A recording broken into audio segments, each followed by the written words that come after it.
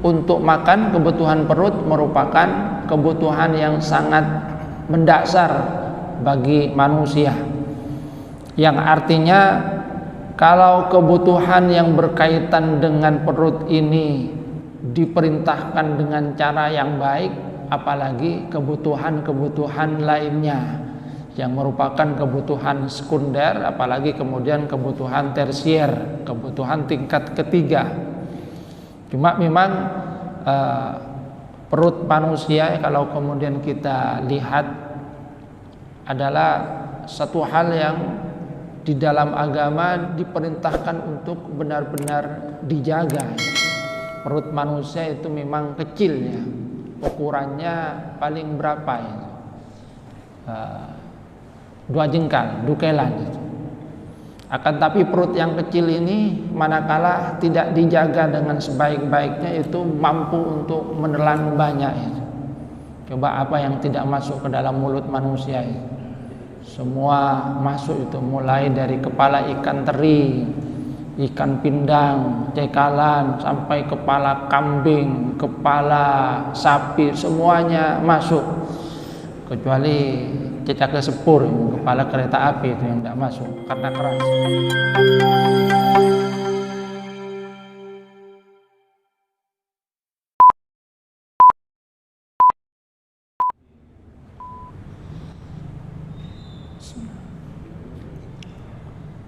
Assalamualaikum warahmatullahi wabarakatuh.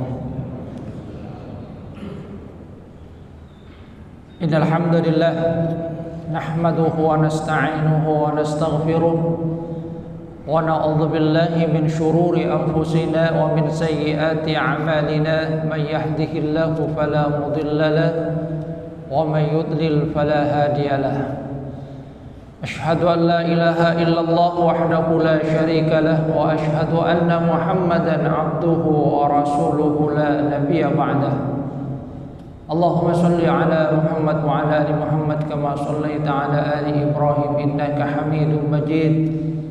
Allahumma barik ala Muhammad wa ala ali Muhammad kama barakta ala ali Ibrahim innaka Hamidum Majid. Rabbi shrah li sadri wa yassir li amri wahlul 'uqdatam min lisani yafqahu qawli, amma ba'du. Hadirin jamaah pengajian rahimakumullah. Alhamdulillah atas karunia Allah Subhanahu wa taala, salat subuh berjamaah merupakan satu nikmat yang juga harus kita syukuri kepada Allah Subhanahu wa taala.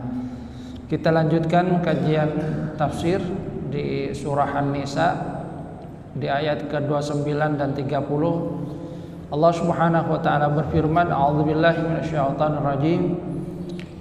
Ya ayyuhalladzina amanu la ta'kulu amwalakum bainakum bil batili illa an takuna tijaratan an taradin minkum wa la taqtulu anfusakum innallaha kana bikum rahima wa may yaf'al dzalika 'udwana wa dhulma wa sawfa nuslihi nara wa kana dzalika 'ala Allahi yasira.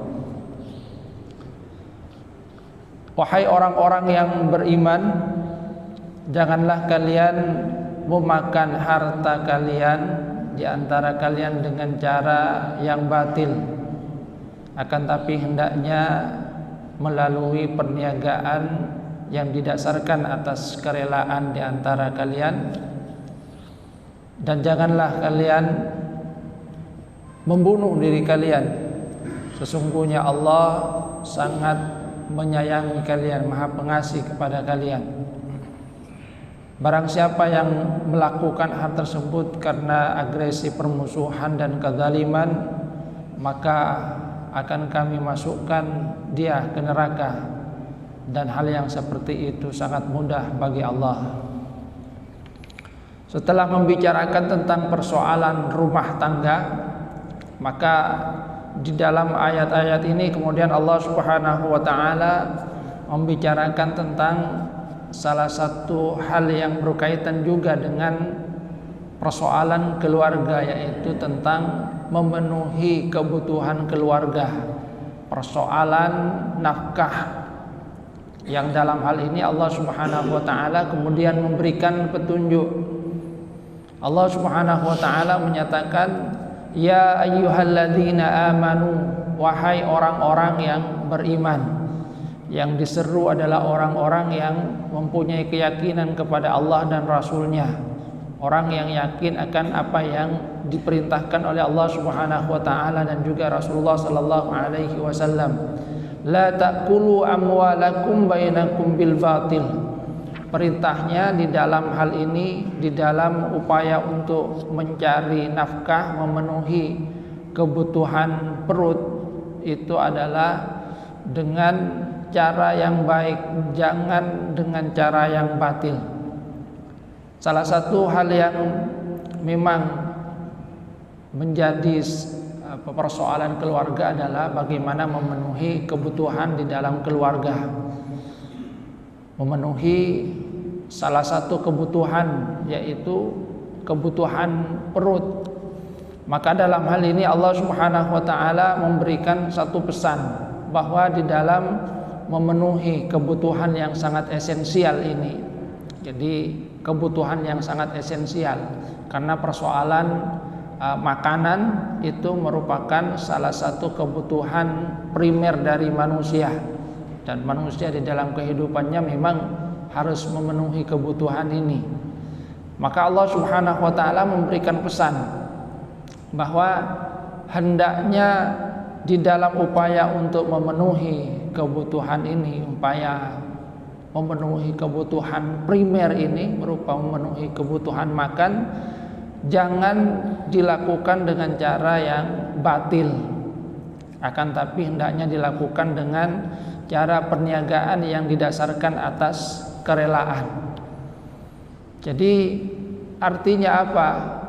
Kalau sesuatu yang itu memang sangat primer di dalam kehidupan manusia, tidak boleh dengan cara yang batil, apalagi hal-hal yang lainnya ya.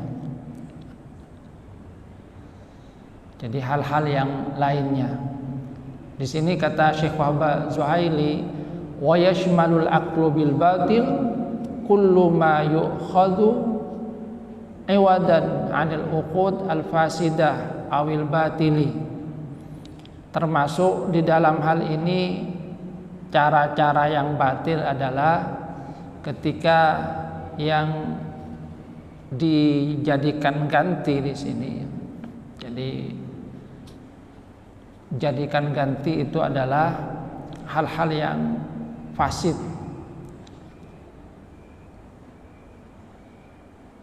Misalnya kabai'i ma la yamliku, menjual sesuatu yang bukan miliknya, menjual sesuatu yang haram. Jadi yang diperintahkan oleh Allah Subhanahu wa taala di dalam ayat ini adalah bagaimana berusaha memperoleh kebutuhan itu dengan cara perniagaan yang didasarkan atas kerelaan. Jadi kerelaan di mana biasanya di situ ada yang sifatnya muawadhah, ada ganti, barter istilahnya itu. Itu yang merupakan antarodin, barter. Tapi barternya itu bukan dengan sesuatu yang diharamkan di dalam agama. Jadi barter, jual beli, kita memberi, seorang itu memberikan barangnya, yang lainnya kemudian memberikan harga, ataupun dalam bentuk barter yang terjadi pada masa lalu. Jadi iwad, muawad. Cuma dalam hal ini kemudian jangan dengan cara yang tidak benar, termasuk di dalamnya adalah iwadnya, gantinya adalah sesuatu yang memang tidak dibenarkan secara syariah, diberikan dengan sesuatu yang diharamkan, memberikan sesuatu kemudian gantinya adalah khamr misalnya. Ini termasuk juga bagian dari hal yang batil, karena iwadnya yang dijadikan ganti itu adalah sesuatu yang tidak benar. Jadi muawad.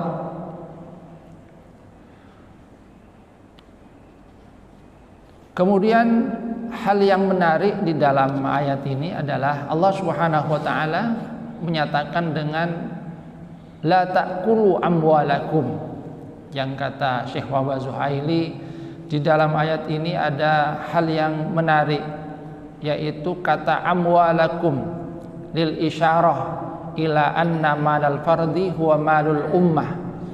Isyaratnya adalah ketika Allah Subhanahu wa taala menyatakan la ta'kulu amwalakum, jangan kalian makan harta kalian. Di situ disebutkan dengan kata harta kalian. Isyaratnya adalah anna malal fardi huwa malul ummah, bahwa harta seseorang sesungguhnya merupakan bagian dari harta umat secara keseluruhan. Tentu dengan ma'ihtiramil hiyaza wal malakiyah al khosoh, dengan tetap memperhatikan menghormati hak-hak pribadi.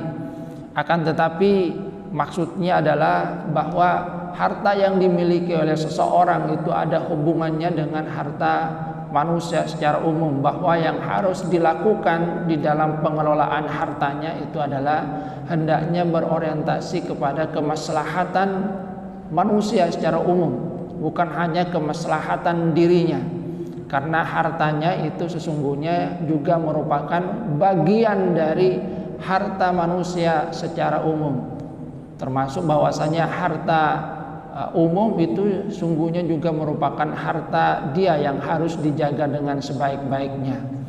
Ini mengisyaratkan tentang adanya fungsi sosial dari harta, bahwa sekali lagi harta seseorang itu ada kaitannya dengan harta orang lain. Ketika seseorang itu mendapatkan harta, maka pengelolaan hartanya itu bukan hanya berorientasi untuk kepentingan dirinya sendiri, akan tapi hendaknya juga berorientasi kepada kepentingan manusia secara umum. Makanya kemudian di dalam ayat-ayat Al-Quran kita akan mendapatkan bahwa yang namanya harta memang adalah untuk kemaslahatan secara umum, yang salah satunya kata Syekh Wahbah Zuhaili di sini adalah diungkapkan dengan kata amwalakum. Adanya zakat itu juga merupakan bagian agar harta yang dimiliki oleh seseorang itu memang juga menjadi bagian dari harta secara umum.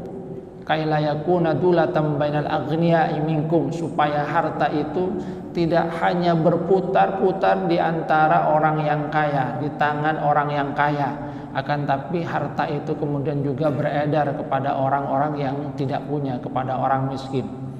Jadi isyarah ila anna malal fardi huwa malul ummah, isyarat bahwasanya harta seseorang itu sesungguhnya juga merupakan harta umum.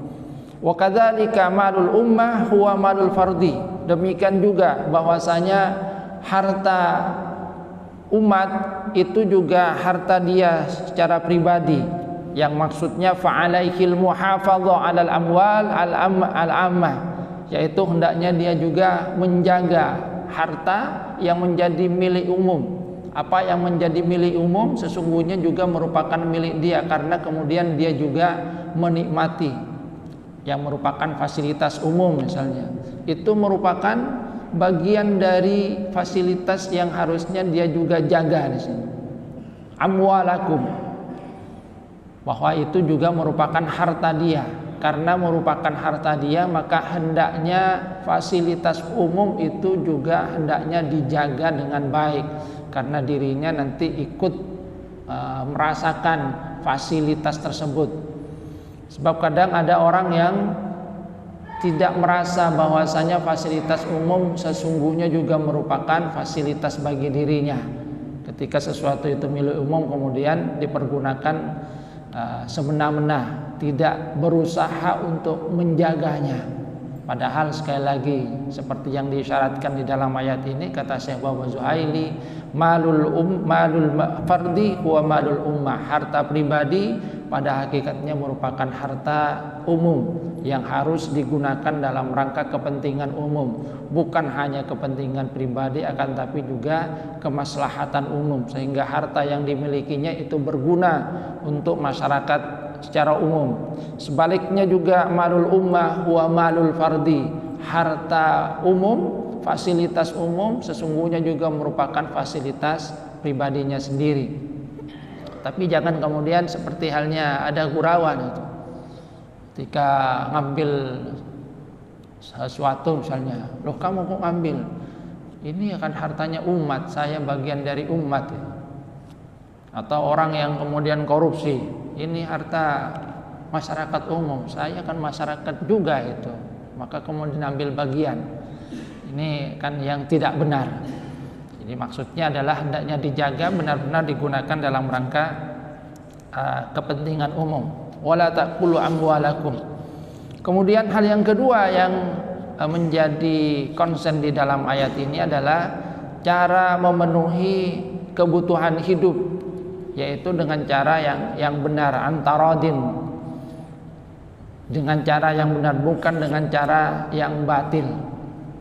Kebutuhan untuk makan, kebutuhan perut merupakan kebutuhan yang sangat mendasar bagi manusia, yang artinya kalau kebutuhan yang berkaitan dengan perut ini diperintahkan dengan cara yang baik, apalagi kebutuhan-kebutuhan lainnya yang merupakan kebutuhan sekunder, apalagi kemudian kebutuhan tersier, kebutuhan tingkat ketiga. Cuma memang perut manusia kalau kemudian kita lihat adalah satu hal yang di dalam agama diperintahkan untuk benar-benar dijaga. Perut manusia itu memang kecil ya, ukurannya paling berapa ya? 2 jengkal, dukelan. Akan tapi perut yang kecil ini manakala tidak dijaga dengan sebaik-baiknya itu mampu untuk menelan banyak ya. Coba apa yang tidak masuk ke dalam mulut manusia ya. Semua masuk itu, mulai dari kepala ikan teri, ikan pindang, cekalan, sampai kepala kambing, kepala sapi, semuanya masuk. Kecuali cecak sepur, kepala kereta api itu yang tidak masuk karena keras. Kalau tidak dijaga, kata para ulama, perut yang kecil ini bisa kemudian menelan banyak itu. Bahkan bisa menelan tanah berhektar-hektar, karena yang dipikirkan itu bukan hanya kepentingan dirinya sendiri, tapi bagaimana kepentingan dirinya ke depan itu. Bagaimana dia bisa kemudian merasa safe, merasa aman untuk memenuhi kebutuhan perutnya itu sampai setahun, 2 tahun, bahkan kalau bisa itu sampai 7 turunan, sehingga kemudian ditumpuk untuk dirinya dan keturunannya. Padahal kalau kemudian kita mengingat apa yang dikatakan oleh Rasulullah SAW supaya jangan memperberat diri di dalam perjalanan kehidupan kita, salah satunya adalah dengan menyimpan ini. Ada seorang sahabat kan yang bertanya kepada Rasulullah SAW, ya Rasul, bagaimana kami tahu itu kami ini termasuk bagian dari musakil atau mukhifin, orang yang memperberat beban dalam perjalanan menuju akhirat, atau orang yang memperingan beban. Maka Rasulullah SAW bertanya kepada sahabat itu, apakah di dalam rumahmu itu ada jatah makanan lebih dari 3 hari? Kata sahabat itu, tidak ada ya Rasul. Kalau begitu kamu termasuk dari bagian dari mukhifin, yang memperingan beban. Yang isyaratnya dari Rasulullah SAW, kalau di dalam rumah kita itu ada jatah makanan itu lebih dari 3 hari, sungguhnya termasuk bagian dari musakil, orang-orang yang memperberat beban. Dan kalau kita renungkan, sepertinya kita ini termasuk dalam bagian yang musakil ini, orang-orang yang memperbanyak beban. Karena kalau kita lihat jatah yang ada di dalam rumah kita itu kan kemudian kita persiapkan lebih dari 3 hari, 1 bulan itu. Yang disyaratkan Rasulullah SAW itu kan, apakah ada jatah makanan lebih dari 3 hari? Kalau lebih dari 3 hari itu sudah masuk musakil. Kalau kurang itu masuk mukhifin, yang memperingan beban. Dan kalau kita renungkan sekali lagi, yang di akhir zaman itu banyak yang masuk mutsaqil. Jadi dari cara memperoleh, harta itu bukan dengan cara yang batil. Ini tentang sesuatu yang sifatnya primer, gitu kan, memenuhi kebutuhan perut. Apalagi sesuatu yang sifatnya sekunder. Cuma kadang-kadang di dalam kehidupan manusia itu karena adanya godaan dari setan berusaha untuk memperoleh sebanyak-banyaknya harta, bukan hanya untuk memenuhi kebutuhan primer yang harus dia penuhi, termasuk juga dalam upaya untuk memenuhi kebutuhan sekundernya, ditumpuk hanya untuk kepentingan dirinya sendiri. Padahal sekali lagi dalam ayat ini adalah isyaratnya malul fardi huwa malul ummah, harta pribadi itu adalah harta umat yang harus digunakan dalam rangka kemaslahatan umat. Wa malul ummah huwa malul fardi, harta umat itu juga adalah harta dia yang harus dijaga dengan sebaik-baiknya. Kemudian di dalam ayat ini Allah Subhanahu wa taala juga mengisyaratkan ibahatu jami'i anwa'i at-tijarat, diperbolehkannya semua bentuk perniagaan illa an takuna tijaratan antaradim minkum ay uqudul muawadat, yaitu akad yang di situ ada ganti, allati yuqsadu biha ar-ribh, yang di dalamnya kemudian dimaksudkan untuk mendapatkan keuntungan, dengan syarat bisyarti at-taradi bainal aqidaini, dengan syarat adanya kerelaan antara kedua pihak yang melakukan akad, illa antakuna tijaratan antaradi minkum, dan hal itu termasuk yashmalu al-bai' wal ata', termasuk adalah jual beli dan juga ata', pemberian. Jadi fakullu muawadah tijarah, setiap akad yang di situ kemudian ada pemberian, muawadah ganti, itu termasuk ke dalam bagian dari tijarah, apapun bentuk gantinya. Cuma kemudian diberikan syarat illa anna qaulahu bil batil akhraja minha kulla iwadin la yajuzu syar'an. Dengan kata alba bil batil wala ta'kulu amwalakum bainakum bil batil, itu kemudian mengisyaratkan bahwa hal-hal yang di dalamnya ada persoalan batil itu keluar dari muawadah di sini. Jadi kullu iwadin la yajuzu syar'an, misalnya riba di situ ada muawadah juga, ada akad, akan tapi itu kemudian merugikan salah satu, maka kemudian diharamkan di dalam agama. Au jahalah, atau yang dilakukan karena ketidaktahuan. Au takdiri wadin fasidin, atau dengan gantinya adalah sesuatu yang fasid, yang merusak, seperti halnya khamr, minuman keras, wal khinzir, daging babi, atau hal yang lainnya yang diharamkan secara agama.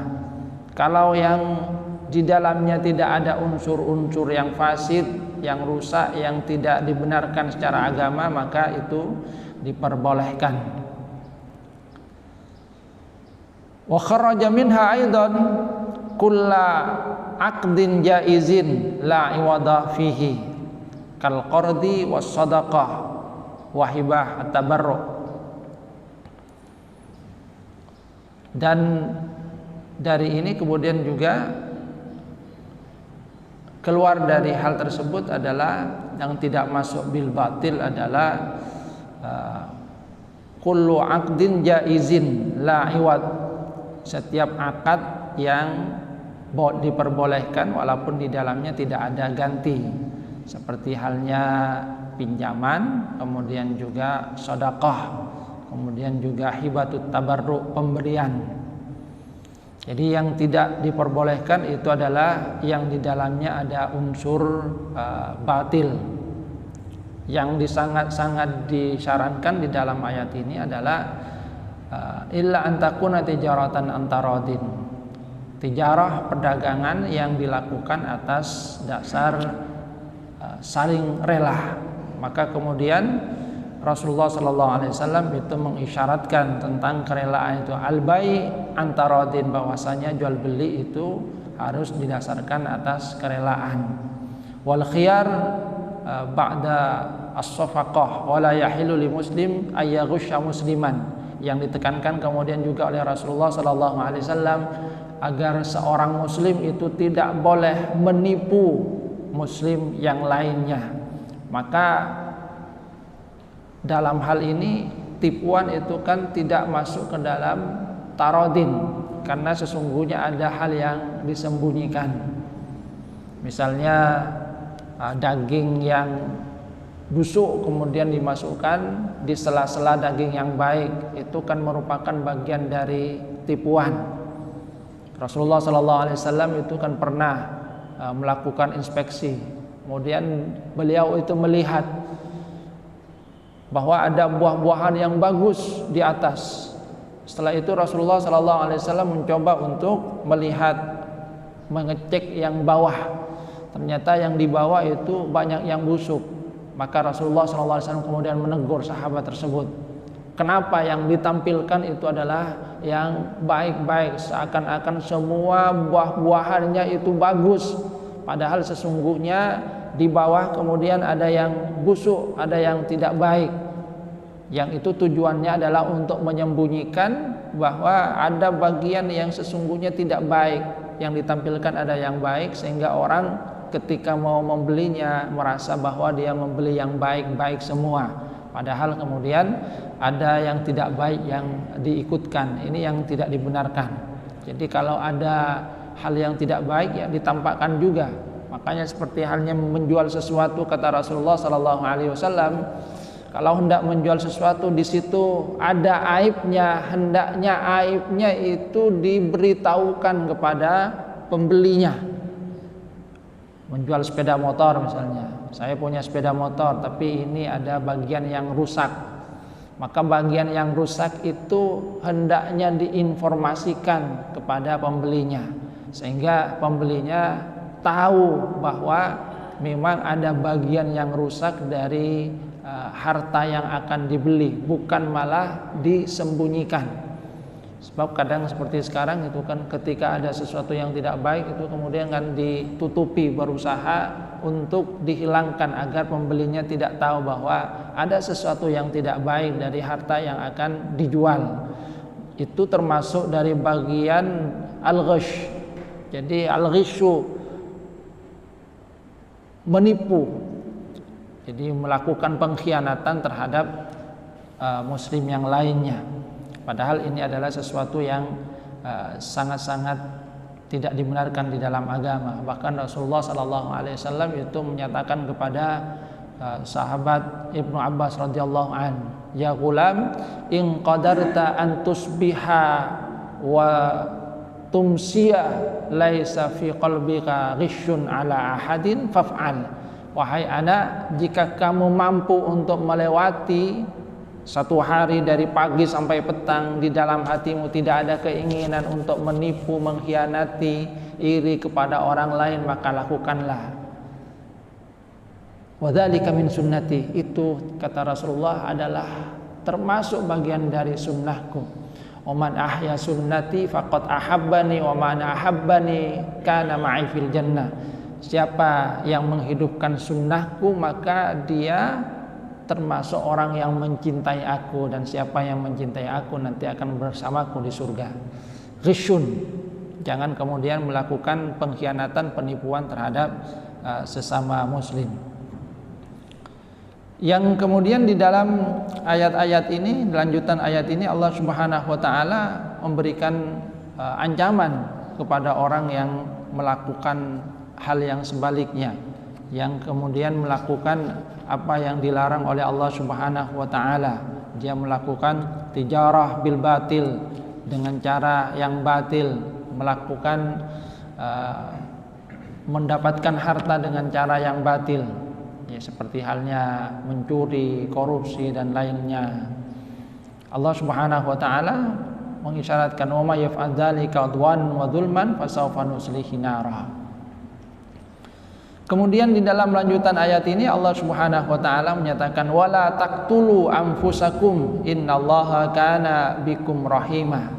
Wala taqtulu anfusakum, yang dimaksudkan di sini bukan hanya membunuh diri.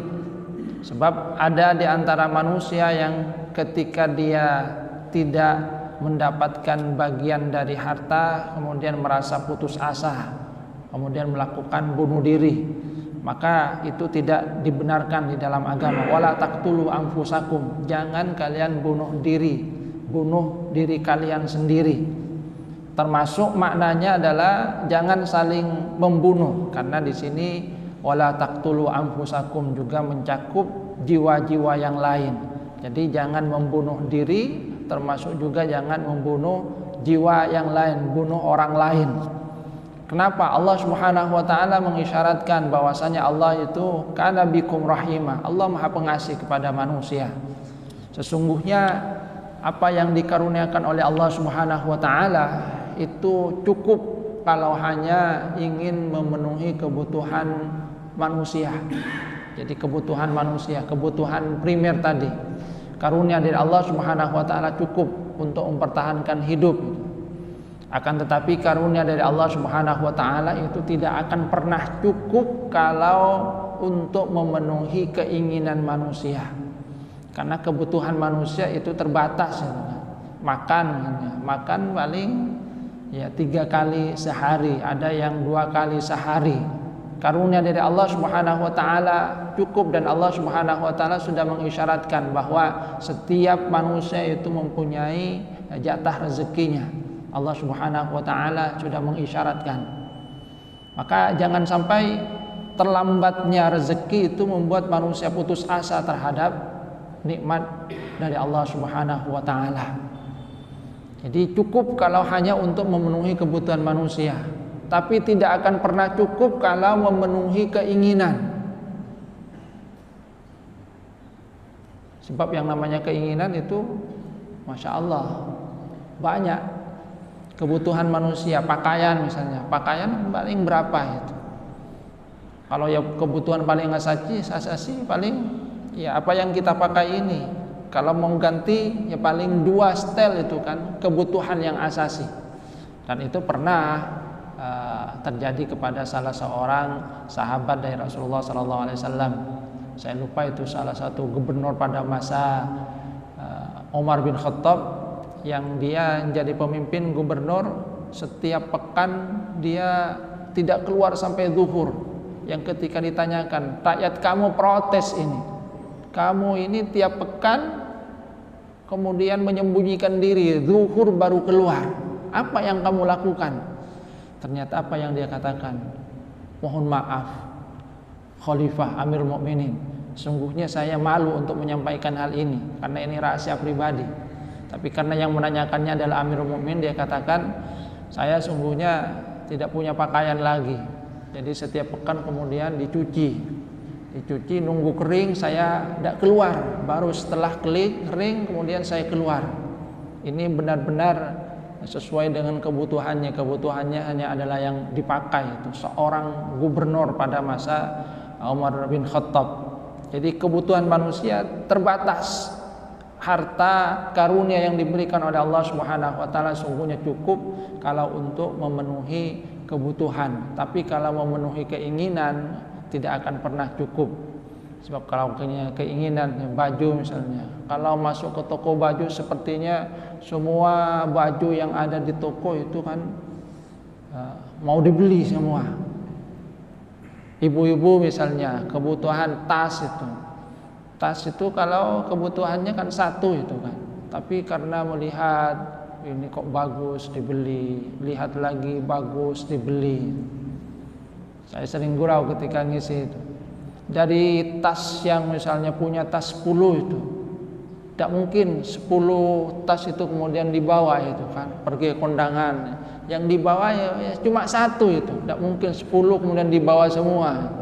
Kalau dibawa semua kemudian temannya komentar, mau iki buah kapin, amin deringa, mau dijual. Kebutuhan dan keinginan. Cuma memang yang menjadi persoalan ketika manusia mengikuti keinginan. Kita mungkin berbelasungkawa ketika kemarin ada seorang ibu yang membunuh anaknya itu. Membunuh anaknya, setelah itu dia bunuh diri karena banyak hutang itu. Dia kemudian katakan, biarlah anak ini tidak bersalah, biar dia langsung masuk surga. Dia kemudian bunuh diri, yang satunya diserahkan kepada suaminya, yang lainnya sudah kamu yang urus itu. Kenapa? Karena beban yang dimiliki tadi. Ya kemungkinan tadi adanya kebutuhan atau keinginan tadi, antara kebutuhan dengan keinginan. Manusia masa sekarang itu kan lebih banyak mengedepankan keinginan daripada kebutuhan. Ada ya anak yang protes bunuh diri karena tidak diberikan HP oleh orang tuanya. Ini kan masalah keinginan, bukan masalah kebutuhan. Wala taqtulu anfusakum, jangan bunuh. Jadi yang di sini disyaratkan oleh Allah Subhanahu wa taala, jangan bunuh diri kalian, baik membunuh diri ataupun juga membunuh orang lain karena hanya persoalan harta. Sebab ada juga yang membunuh orang lain karena persoalan harta, karena rebutan harta, kemudian menjadi kalap, dia membunuh orang lain. Ada yang ingin menguasai harta orang lain, maka kemudian melakukan dengan cara yang batil, berusaha untuk menguasai hartanya dengan cara merampok, kemudian membunuh karena kebetulan ketahuan. Ini kan bagian dari apa yang disyaratkan oleh Allah Subhanahu wa taala, wala taqtulu anfusakum. Yang maknanya di sini kata mufassir bukan hanya tentang diri sendiri, tapi jangan saling bunuh karena persoalan harta. Apalagi dalam urutan maqasidus syariah, kan yang pertama hifdzuddin, menjaga agama, di bawahnya itu adalah hifdzun nafas, menjaga nyawa, di bawahnya lagi adalah hifdzun nasl, menjaga keturunan, di bawahnya adalah hifdzul aql, atau ada yang membalik keduanya, menjaga akal. Baru yang paling bawah itu adalah hifdzul mal, menjaga harta. Jadi dari urutan sungguhnya sangat jauh. Hifdzul mal itu bagian dari yang terakhir, itu dari maqasidus syariah al-khamsah. Sementara hifdzun nafas, menjaga nyawa, menjaga jiwa, itu adalah di dalam urutan yang kedua. Cuma di sini Allah Subhanahu wa taala kemudian memberikan pesan, jangan bunuh diri kalian sendiri, jangan saling membunuh, jangan bunuh kalian sendiri hanya karena persoalan memenuhi kebutuhan perut ini. Karena Allah Subhanahu wa taala sungguhnya Maha Kasih kepada kalian. Allah Subhanahu wa taala memberikan kita karunia nyawa ini, jangan kemudian dicabut dengan cara yang tidak benar. Kalau ada yang melakukan hal tersebut, melakukan dengan cara membunuh, termasuk juga zalim, permusuhan, maka Allah Subhanahu wa taala mengancam bahwasanya dirinya itu akan dimasukkan ke neraka. Dan itu adalah sesuatu yang mudah bagi Allah Subhanahu wa taala. Hadirin jamaah rahimakumullah, artinya apa? Allah Subhanahu wa taala sungguhnya sudah menjamin bahwasanya setiap kita itu akan mendapatkan jatah rezeki. Bahkan Rasulullah sallallahu alaihi wasallam itu mengisyaratkan bahwa satu jiwa itu tidak akan meninggal dunia hatta tastakmilah, sampai dia menyempurnakan jatah rezekinya. Jadi jatah rezekinya sudah sempurna, dia pasti baru akan meninggal dunia. Kalau masih ada yang masih tersisa dari jatah rezekinya, dia tidak akan meninggal dunia. Dan ada sebuah cerita itu, ada seorang jatuh ke sumur, setelah itu ditolong oleh orang lain, kemudian diberikan susu, minum segelas susu itu. Setelah itu ditanya, gimana kamu bisa jatuh ke sumur tadi? Dia kemudian cerita mau mempraktekkan, tadi saya ke sini itu, kemudian terpleset. Setelah itu benar-benar terpleset lagi itu. Jatuh ke sumur dan benar-benar yang kedua ini meninggal dunia. Sehingga kemudian ini komentar, ini tadi jatah rezekinya masih ada berupa segelas susu. Setelah segelas susu itu diminum, baru kemudian dia meninggal dunia. Tapi karena tadi segelas susu belum dia minum, dia belum meninggal dunia, masih ada yang menolong. Kemudian diberikan jatah segelas susunya, selesai jatah rezekinya sudah sempurna, jatah terakhir, kembali lagi terpeleset lagi. Padahal maksudnya dia ingin memberitahu, tadi saya terpeleset di sini, tapi ternyata benar-benar terpeleset yang kedua dan benar-benar meninggal dunia pada saat terpeleset yang kedua. Jadi Rasulullah kemudian mensyaratkan seorang itu tidak akan meninggal dunia sebelum jatah rezekinya itu sempurna. Sehingga sesungguhnya manusia dengan hal ini jangan seperti yang diisyaratkan oleh Allah Subhanahu wa taala, mencari dengan cara yang batil, karena Allah Subhanahu wa taala sudah memberikan kita jatah rezeki, tinggal kita mencarinya dengan cara apa yang dibenarkan di dalam agama. Hadirin jamaah rahmatullah, ini saja yang dapat saya sampaikan, kurang lebihnya mohon maaf. Wabillahi taufiq wal hidayah wa ridwan. Assalamualaikum warahmatullahi wabarakatuh.